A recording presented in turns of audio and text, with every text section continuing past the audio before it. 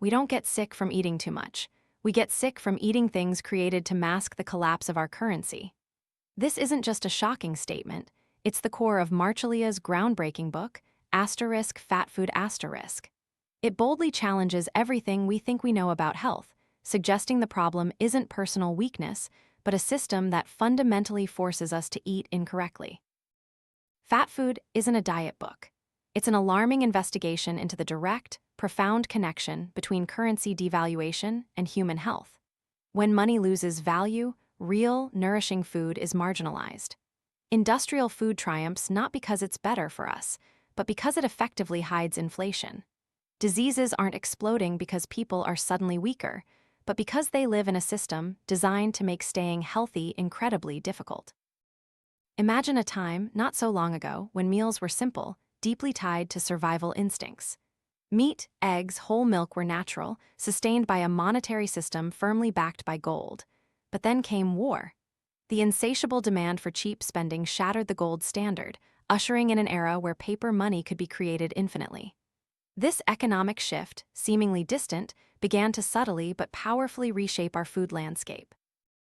Science, once a pure tool of discovery, transformed into a moral cloak. After World War II, a surge in heart disease created widespread panic. Into this void stepped figures like Ansel Keys, not a nutritionist by trade, but a physiologist. He offered a simple, convenient narrative. Fat, especially from red meat, was the enemy. Data was cherry-picked, truth was sidelined.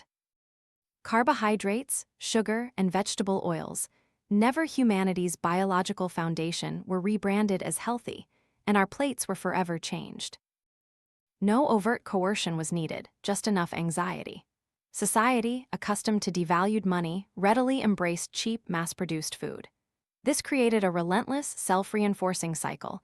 Devalued currency demanded cheap food bent scientific narratives, and bent science dictated the eating habits of hundreds of millions. The heartbreaking consequence? Our bodies rebel with obesity, diabetes, and chronic fatigue. The fundamental question isn't, what should we eat? But how do we distinguish biological truth from economic necessity? If the food on our table reflects the state of money in our wallet, what is today's meal truly saying about the society we live in? Is there a way out, or are we merely making minor adjustments in a fundamentally flawed system? This story doesn't end in immediate disaster. It ends in the normalization of what is profoundly wrong, a normalization where our health, our freedom, and our future are silently traded for short-term convenience. Discover the deeper truth behind your plate. Is there a way out, or are we merely making minor adjustments in a fundamentally flawed system?